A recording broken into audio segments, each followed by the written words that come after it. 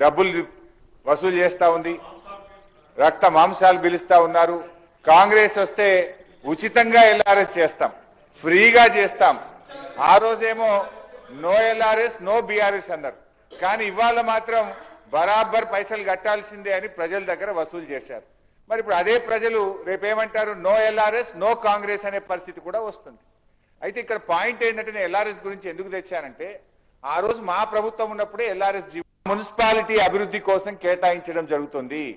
Certain amount of money ఆ urban development authority అభివృద్ధి కోసం కేటాయించడం జరుగుతుంది.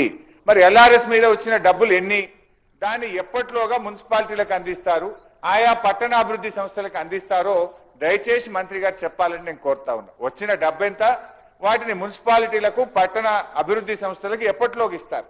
ఎందుకంటే ఒకవైపు మీరు పట్టణ ప్రగతి బంద్ చేసిండ్రు, ఫైనాన్స్ కమిషన్ కేంద్ర ప్రభుత్వం బంద్ చేసింది, రాష్ట్ర ప్రభుత్వం నుంచి నయా పైసా మున్సిపాలిటీలకు ఇవ్వడం లేదు. ఒక్క రూపాయి లేకుండా మున్సిపాలిటీలు ఎలా కొనసాగాలి? కనీసం ప్రజలు కట్టిన డబ్బు, మా పట్టణం అభివృద్ధి చెందుతుందని ప్రజలు కట్టిన డబ్బు ఆయా మున్సిపాలిటీలకు చట్టంలోనే ఉంది, ఆనాడిచ్చిన జీవోలోనే ఉంది. దాన్ని ఎప్పట్లోగా చెల్లిస్తారో స్పష్టంగా ఈ సభకు చెప్పాలని నేను శ్రీధర్ బాబు గారిని కోరుతున్నాను. మీకు కూడా మంత్రి మున్సిపాలిటీ ఉంది, మీకు కూడా డబ్బులు వస్తాయి. అసలు ఇస్తారా ఇవ్వరా? ఇప్పుడు స్టాంప్స్ అండ్ రిజిస్ట్రేషన్ ద్వారా ఆ మున్సిపాలిటీలో ఎన్ని రిజిస్ట్రేషన్లు అయినా దాంట్లో కొంత పర్సెంటేజ్ ఆ పట్టణాభివృద్ధి సంస్థకి ఇవ్వాలి. అది బంద్ చేసిండ్రు. స్టాంప్స్ అండ్ రిజిస్ట్రేషన్ డబ్బు ఇయ్యరు, ఎల్ఆర్ఎస్ ఇయ్యరు, తర్వాత పట్టణ ప్రగతి ఇవ్వరు. ఏం మరి మున్సిపాలిటీలు ఎట్లా నడవాలి అధ్యక్ష? మేము ఇన్ని మున్సిపాలిటీలు ఏర్పాటు చేసినాము, కొత్త మున్సిపాలిటీలు పెట్టినామని చెప్పడం కాదు కదా. ఆ మున్సిపాలిటీల పరిస్థితి ఏంది? ఇవాళ మున్సిపాలిటీల్లో మున్సిపల్ కమిషనర్లు చాలా చోట్ల లేరు, శానిటరీ ఇన్స్పెక్టర్లు లేరు, అదేవిధంగా మున్సిపాలిటీల్లో ఇంజనీర్లు లేరు. అంతా అయోమయం, మీకు స్టాఫ్ లేదు, ప్లానింగ్ లేదు, ఏర్పాటు చేసుకుంటూ పోతా ఉన్నారు. కొత్త మున్సిపాలిటీలు ఎన్ని ఏర్పాటు చేస్తుందో దానికి అనుగుణంగా ఇంజనీర్లను, శానిటరీ ఇన్స్పెక్టర్లను, కమిషనర్లను, సిబ్బంది నియామక ప్రక్రియ కూడా చేపట్టండి. పోస్టులు కూడా శాంక్షన్ చేయండి. ఇవాళ నా దగ్గర 3 శానిటరీ ఇన్స్పెక్టర్లు ఉండాలి నా టౌన్ లో, ఒక్క సింగిల్ శానిటరీ ఇన్స్పెక్టర్ లేడు. 3కు 3 ఖాళీ. అంటే మీరు ఈ రకంగా ఉంటే ఎట్లా? మీరు ఇంకా కొత్త మున్సిపాలిటీలు ఏర్పాటు చేస్తున్నారు, మరి దానికి అనుగుణంగా ఉద్యోగ నియామకాలు జరుగుతున్నాయా? పోస్టులు శాంక్షన్ చేస్తున్నారా? ఆ ప్రక్రియ కూడా చేపట్టాలని చెప్పి నేను గౌరవ మంత్రి గారిని నేను కోరుతా ఉన్నా.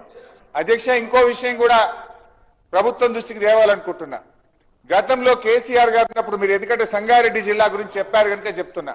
ఆ సంగారెడ్డి జిల్లాకు కేసీఆర్ గారు ఇదే మీరు చెప్పిన పటాన్ చెరువు నియోజకవర్గానికి, సంగారెడ్డి నియోజకవర్గానికి, జహీరాబాద్ నియోజకవర్గానికి 50 కోట్లు ఎస్డీఎఫ్ నిధులు మంజూరు చేశారు.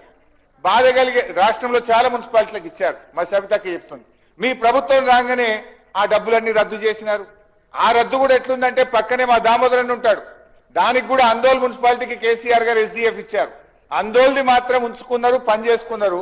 బీఆర్ఎస్ ఎమ్మెల్యేలు గెలిచిన పటాన్ చెరువు, సంగారెడ్డి, జైరాబాద్ రద్దు చేసి పడేసింది. ఇది ఏం పద్ధతి? అంటే ప్రభుత్వం అనేది it is for all. BRS MLA ఉన్నారు కనుక మీ ఎస్డీఎఫ్ రద్దు, ఆందోళన కాంగ్రెస్ ఎమ్మెల్యే మంత్రి ఉన్నాడు కనుక బీఆర్ఎస్ అక్కడ ఎస్డీఎఫ్ డబ్బు ఉంటది అంటే పద్ధతి కరెక్ట్ కాదు.